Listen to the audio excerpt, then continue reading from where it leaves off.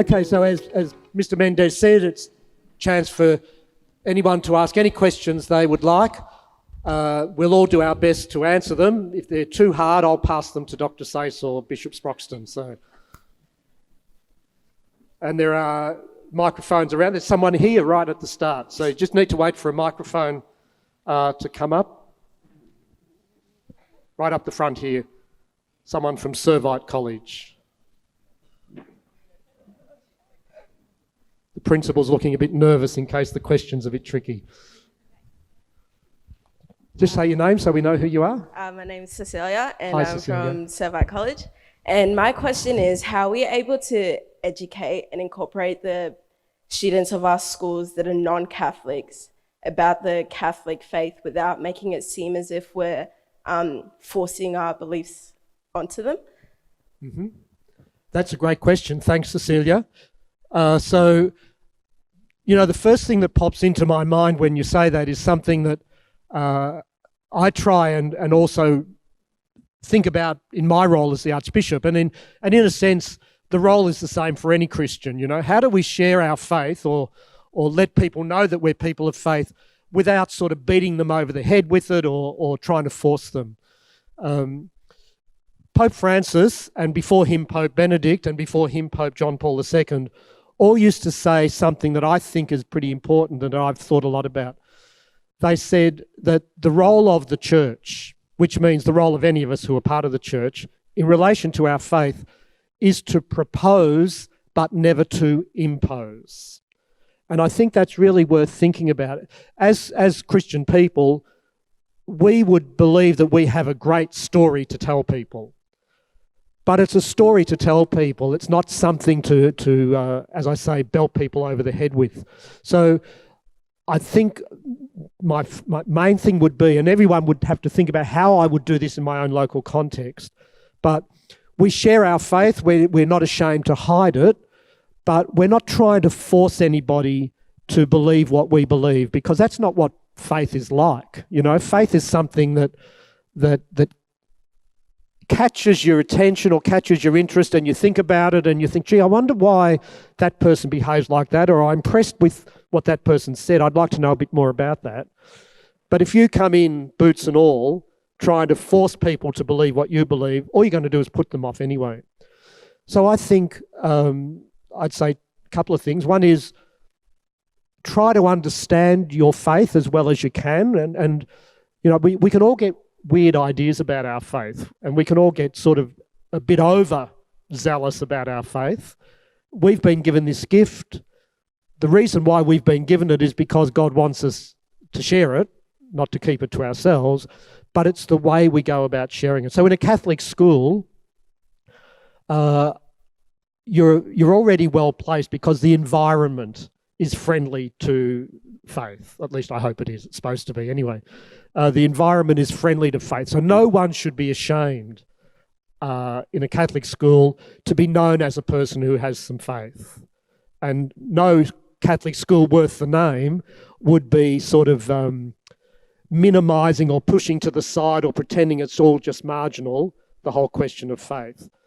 So to create an environment where it's a question that can be discussed, a way of life that can be experienced, all of those sorts of things, but never imposing it on anybody else.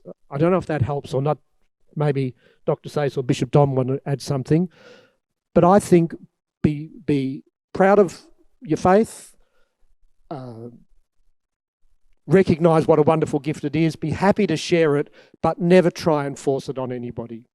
Because God doesn't force it on anybody, and so we shouldn't either.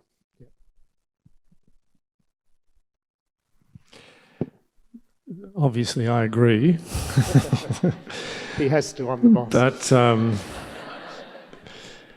I suppose what's always been helpful to me is to see other people who have gone through this whole process of coming to an understanding of the faith for themselves and have begun living according to what they believe, you know. And I think that's sort of the way in which most of us learn the value of faith, when we see it working in the lives of other people. So I just support what's been said, but say it's looking around to see people who are really good models of Christian life, and then wondering, where do they get the courage and where do they get the strength to do the things that they do as Christians, standing up for what they believe, for example. So, yeah. I might just add one little thing. Every year on Holy Saturday night, so on Easter night, in all the parishes around the diocese and therefore also in the cathedral, we have a ceremony where older people, when I say older people, I mean not little babies, but teenagers, young adults, older adults, become Catholics. So they've made the decision at some stage or another that this is a community that they want to belong to. Every year in the cathedral, without fail, and I'm into my 8th year now as the Archbishop, every year there's a group of adults who are either parents whose kids go to a Catholic school or teachers who teach in a Catholic school who've decided to become Catholics because of what they've experienced in the school. And I don't think it would ever be because someone's beaten them into submission and said, you've got to become a Catholic or else. I think it's because they experience a genuine Catholic community and think, I'd really like to be a part of that. So I think the question's a really good one, and I suspect that already instinctively most of us know how to go about this, because your schools, our schools, are very attractive places of faith for lots of people. So I think we're already doing a really good job in proposing the faith by the way we live, rather than trying to impose it on people and forcing them into it. So. Hi, my name's Mackenzie from LaSalle College. Hi, Mackenzie. Our question is, what is the Australian Catholic Youth Festival about? Okay, that's a great question. I'll say a few words and then Bishop Don might like to talk about it because he's kind of the key person organising it all for us. The Australian Catholic Youth Festival is an annual gathering every 2 years, Bishop Don, or every 3? Every 2. Every 2 years of young people from right across the country. And the origin of it was to sort of provide an alternative for those people who, for all sorts of reasons, weren't able to go to World Youth Day. So, last year or earlier this year, World Youth Day was in Panama. Hardly anyone from Perth went, that whole set of reasons about that. But prior to that, it's been in places like Krakow in Poland and Rio de Janeiro in Brazil. Where's Rio de Janeiro? It's in Brazil, yes. So sort of those big, massive meetings of young people, Catholic young people. Sometimes I think Bishop Don and I were in the one in Brazil, and there were 3 million young Catholics from around the world who came to that. They're a great experience. They're very expensive to get to. Not everyone can afford to do it. And so we wanted to do something to give people a similar experience, but a more accessible one. So in the intervening years between the World Youth Days, we have the Australian Catholic Youth Festival. Last time it was in Sydney. This time it's in Perth. It's a gathering of young people from around the ages of 15 or 16 up to, well, whatever you think still qualifies you as a young person.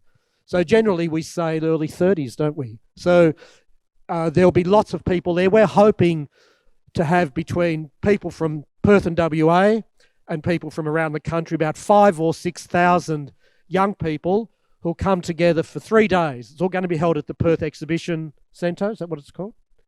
A Convention and Exhibition Centre, just there on the river near Elizabeth Quay. And it's really an opportunity just to, in saying this, I think, gosh, it doesn't sound all that exciting. I wish I had a video to show you. It's a chance for people to come and, young people to come and experience the excitement and the energy and the enthusiasm of being a young Catholic in today's world. It's full of music, it's full of excitement, it's full of energy. There are all sorts of opportunities to explore issues of faith, not just in a forum like this where somebody who's got some authority or some leadership answers questions, but for young people together to explore issues of faith, whether they're, some of them could be quite challenging issues. There are big plenary sessions where everybody's together in a great big auditorium. We have lots of, workshops. Yes, I was going to say in the big plenary meetings, there's sort of a lot of drama, there's a lot of music, there's a lot of singing, there's a lot of involvement. Then there are the workshops, there's opportunities for quiet times, for activities, all sorts of things.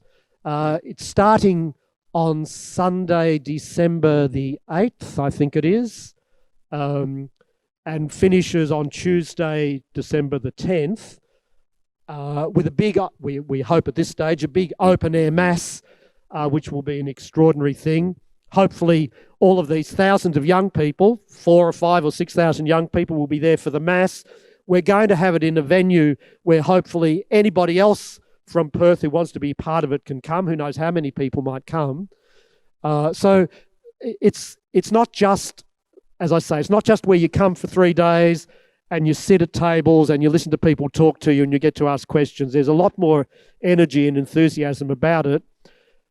Most of the people who go come away really enthusiastic. For some people, it can even be a life-changing experience. For lots of people, it's just 3 days of a really enjoyable time together. And it gives them a chance then to really, I guess, think about some of the questions I was trying to raise earlier about where do I stand in relation to this question of faith. So it's not just for those who are already deeply committed to their faith. It's not just for those who,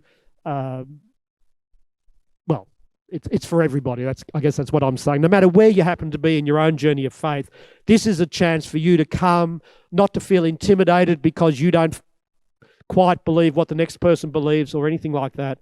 Chance for people to be together, to enjoy being together, to explore issues of faith, to have a good time. That's the Australian Catholic Youth Festival. But Bishop Don and maybe Dr. Sace, because Dr. Sace is also very heavily involved in this project, might say something about it.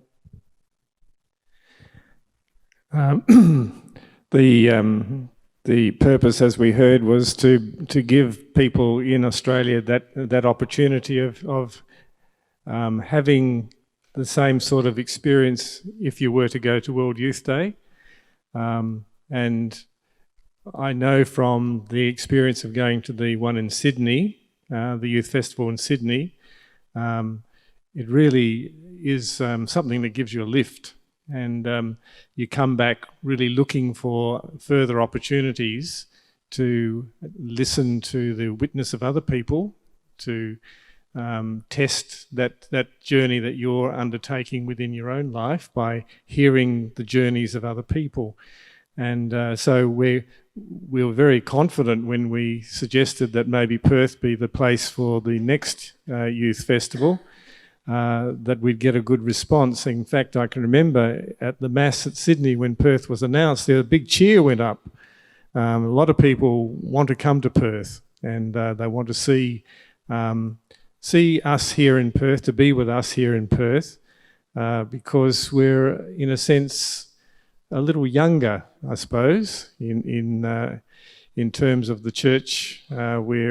We've got a different sort of spirit, I think. And that's something that I think they guess, and that's what they're looking for. So I'm sure you who come and join us will be making a great impact on the young people who come across. We've got a great set of committees, and Peter Jensch is at the back there. He's the Deputy Director of Catholic Ed. There's Peter. Peter's got a wonderful committee called the Steering Committee that is really doing great work in the preparations for the festival. So thank you, Peter, for your work. But there are probably, I don't know how many other committees, but there's a whole bevy of committees that are helping the Steering Committee get everything organised. The Mass will be at Trinity College. We're very careful not to tread on the cricket pitch, but we're going to ensure that it's protected. But that'll be the oval that we'll be gathering everyone on. And we'll be doing a walk from the convention centre to the place where we're having the Mass at Trinity, which will be an opportunity for us, for everyone, to even think about the spirituality of Perth that is Christian, but also goes back thousands of years. So it'll be a way of us learning a bit more about the Aboriginal people and their spirituality. Recently, you might have heard that there's been a debate, or there is a debate, about whether we should use Aboriginal names, local Aboriginal names, giving them to our towns and cities, like Fremantle. That's really a way in which we, I think, can come to understand the stories around significant places that we ourselves call by different names. So that can be a part of that awakening of the work of the Spirit within us, seeing that the Spirit's been at work in people for thousands of years in this land, but we've come in order to bring the good news of Jesus Christ to these people too. And that's a work that continues today. So the festival has, I think, that very important mission to help us grow in faith and help us learn how to share that faith with other people. And I've not working. Yeah.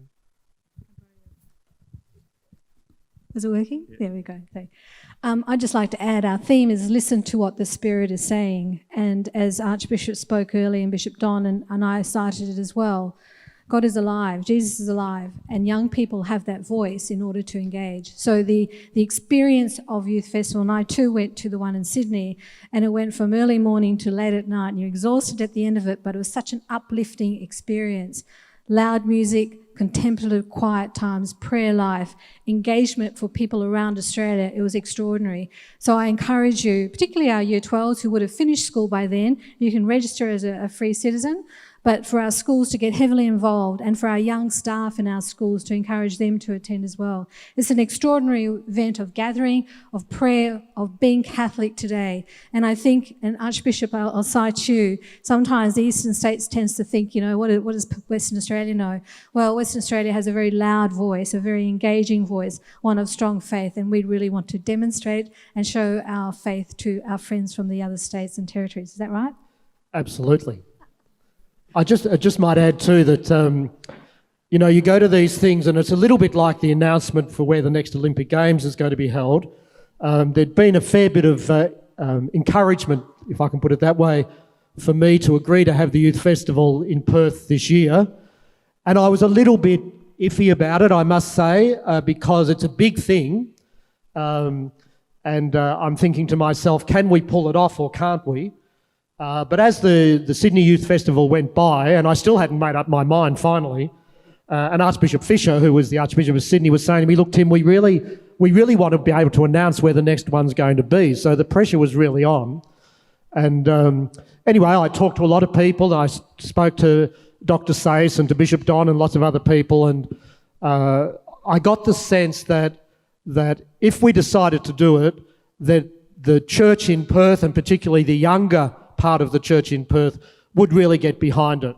So I said yes, and I remember at the end of the Mass, just before the final blessing, I had to go up to the microphone, and Archbishop Fisher is doing his imitation of the president of the International Olympic Committee and saying, the next youth festival will be in, and everybody's waiting to hear what it is.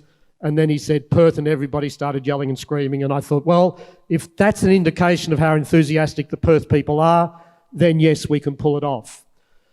But we really do need to rely on the energy of our young people to make it a success, because as both Bishop Don and Dr. Sayce have said, people in the eastern states, I used to be one of them, I'm not anymore, people in the eastern states sometimes wonder what's going on the other side of the Nullarbor, and is the church actually there at all? And is it alive, and what's it up to? And we really want to show the rest of Australia that we have something special about the church here in Perth. And I think we do have something special. We're able to do things here that people on the other side of the country don't do, because we're a little bit isolated, we're a little bit independent, we can do our own thing a bit. And so I'm really enthusiastic about it, I'm really confident about it, but I'm really hoping that you'll get behind it. And that the schools will get behind it. It will be a great way to finish off the year. For those who are still at school, and also for those in Year 12 and maybe some in Year 11, I'm not sure when the Year 11s finish, but who might be right at the end of the school year. But to be able to come together for 3 days, showcase the church in Perth to the rest of the country, I think that'll be a great thing. So I'm really looking forward to it. Other questions? Hi, I'm Ruby from Santa Maria College. Hi, Ruby. When babies die before being born, when they're stillborns and have not been baptised, will they go straight to heaven? Okay.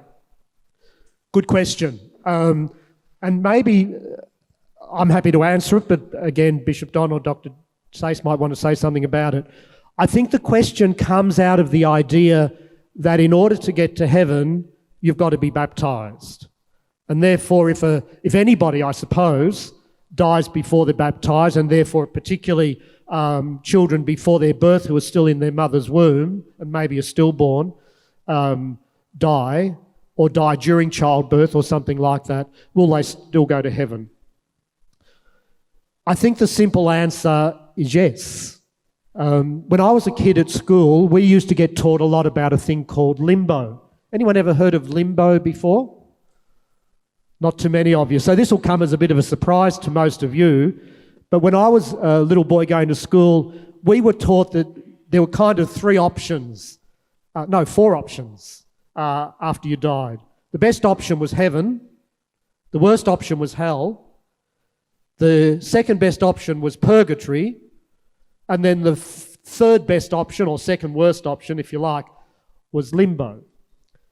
Now, the idea was that you could only go to heaven if you were baptised, but if you weren't baptised but you hadn't ever done anything wrong, it didn't seem fair that God would send you to hell, so there had to be somewhere else. And so they came up with this theory, and that's all it ever was, a theory, but some people thought it was official church teaching. It never was. They came up with this theory that there was this option of a place where you could be naturally happy after you died, rather than supernaturally happy, which would mean in heaven with God. And so if you hadn't been lucky enough to get baptised, or you'd never heard about Jesus or something like that, and you died and you'd lived a good life, or you hadn't even lived long enough to be able to live a bad life, you could go to limbo. When you think it through, it doesn't really make sense, because there's something in the Bible that says God wants everybody to be saved. That's what God wants.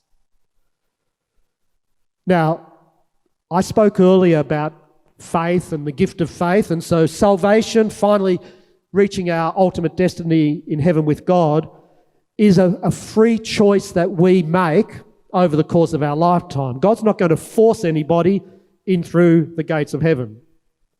If you're absolutely determined not to go there, well, that's your choice and God will respect it. But that's got to be a choice. And if you're too young to make the choice, then how could God exclude you from heaven? So, because God wants everybody to be saved, and because not everybody has the chance to be baptised, for those who've never had the chance to be baptised, there has to be another way of salvation, of going to heaven, and that's what the church teaches. So the old idea that there was this other place that unbaptised babies might go to after they died, that's not any longer a part of the church's understanding. Does that sort of answer the question? Yeah, it's a really good question, because of course, lots of children die before they're born, lots of children die in childbirth, lots of children die when they're still very young, but for some reason their parents haven't had them baptised. Once upon a time, people believed that none of those people could go to heaven and be with God. But as we've come to understand God and God's love better, we realise that that just doesn't make any sense. So the only people who, in theory, never get to heaven are those who've lived a life in which they've made it clear that they will not be open to God's presence in their lives at all. I don't think there are many people like that, to tell you the truth. It's always possible. So just hang on to this. In the Bible, in the scriptures, it says God wants everybody to be saved. If that's what God wants, then unless you decide you don't want it, that's what will be your future. Yep. Is that right, or? I think I'd give you 100% for that answer. Hi. Hi, my name's Yasmin Brown and I'm from Aranmore Catholic College. And some of us are studying the contemporary issue of euthanasia in our religion class. Mm-hmm. We were wondering so how the church's response to euthanasia causes tension and conflict. That's a very important question, and it's a very current question, as you all know, at the moment. I was in Sydney for meetings and only got back to Perth on Wednesday night of last week, and I woke up on Thursday morning to find that the government had made the announcement that it was pursuing legislation to legalise euthanasia. I want to preface my remarks with what I said in relationship to the first question, and that is that for me as the Archbishop, but I think for the role of the Church generally, our task is to propose what we believe, but not impose. So I, as the Archbishop, can't force the government to do anything. I can't force anybody to do anything. But what I can do is present the Church's understanding. And the teaching of the Catholic Church, and this is a question of faith. You know, we live in a society where we have lots of different faiths, and we live in a society where lots of people would claim not to have any faith, certainly not any faith in a God. So this is a question of faith that I'm talking about, and it is the firm belief of the Catholic tradition that life, from its very beginning, is a gift from God, and only God has the right to decide when a life should end. And so, in one sense, the issue's very simple, but in saying that, I don't want to pretend that it's not a very agonising decision for a lot of people. But from a point of view of faith, we believe God is the giver of life, the creator of life, and that every moment of life, no matter how difficult it might be, is a moment where God's gift needs to be respected. So basically, the Church's position would be that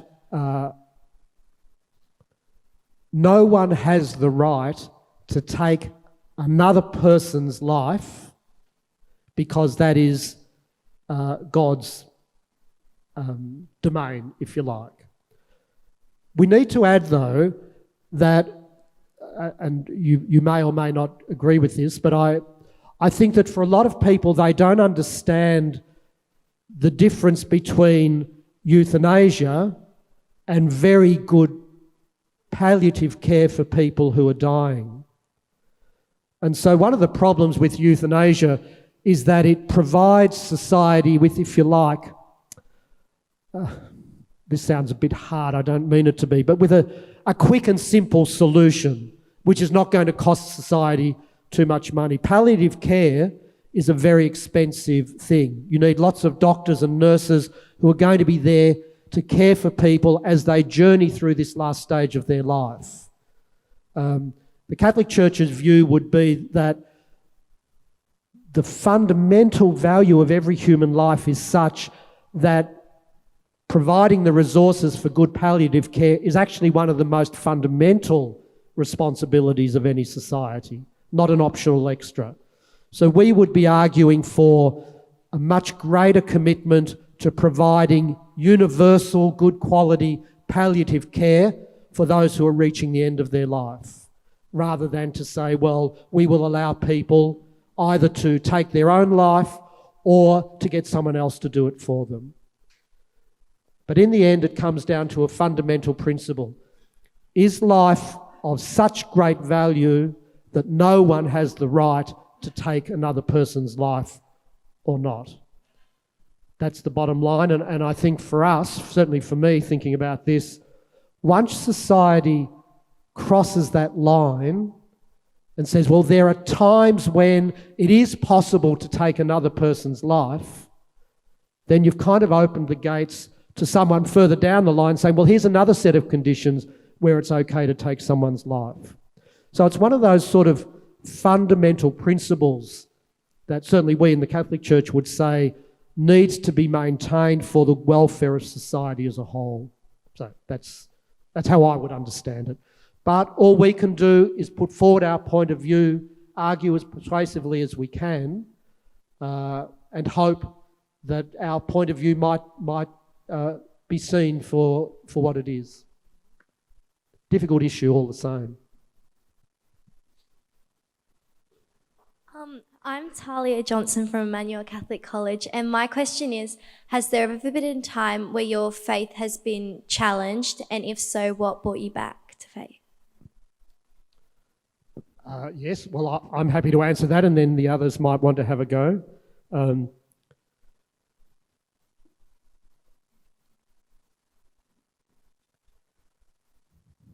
It really relates to the last question. My mother died when I was a young priest overseas studying. And I was called back quite suddenly and told that I needed to get back quickly because otherwise my mother will have died before I could get home. I've never told anyone much this story before, but... So I came home, and at the time that my mother was in one hospital dying, she had a very, very bad and painful form of cancer. My sister-in-law was in another hospital due to give birth to her first and, as it turns out, only child. And because of her health issues, it was going to be a caesarean operation. So we knew exactly when the baby was going to be born. So I was in one hospital with my mother, and my brother was in another hospital with his wife. And as it turned out, the baby was born the same day that my mum died. And I remember not knowing what to do with myself. What are you supposed to do? And every year, and it's only just last month, every year the anniversary comes around, and you don't know what to do.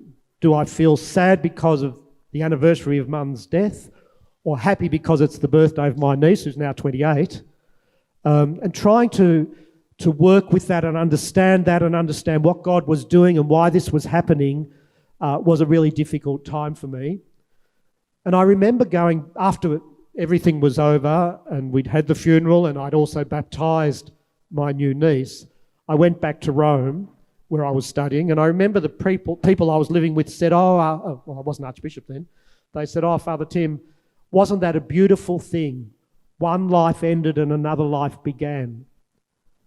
And I thought to myself, there's nothing beautiful about it at all. I really got angry with people that they could sort of trivialise the whole thing with such a throwaway line, because it felt to me like it was a throwaway line which didn't respect what had actually happened. So that was a time when it wasn't so much my faith was challenged in the sense that I was going to walk away from everything, but I just couldn't understand it and I couldn't make sense of it, and I literally didn't know what to feel. But I'll tell you, and it relates to the earlier question, I was in hospital with Mum. She was very close to death, and in fact the doctors had said 2 days before, if you want anyone to say goodbye to your mother, you better get them now because she won't last the night. But she did. So I was in hospital with Mum. My brother was in hospital with his wife. The baby was born. He rang me to tell me and said, everything is okay, the baby's fine. Ronna, that's my sister-in-law's name, is fine. And they were in fact going to get my brother to bring the baby from one hospital to the other so that Mum would have the opportunity to at least in some way or another meet her one and only grandchild. But Mum was already very close to death. So I went into the room where Mum was, and I leaned over her and I just whispered to her, the baby's been born, it's a little girl, everything's okay, she's fine, Ronna's fine. And Mum couldn't talk anymore, she couldn't move. But a tear rolled down her face, and then within an hour she had died. And I think then that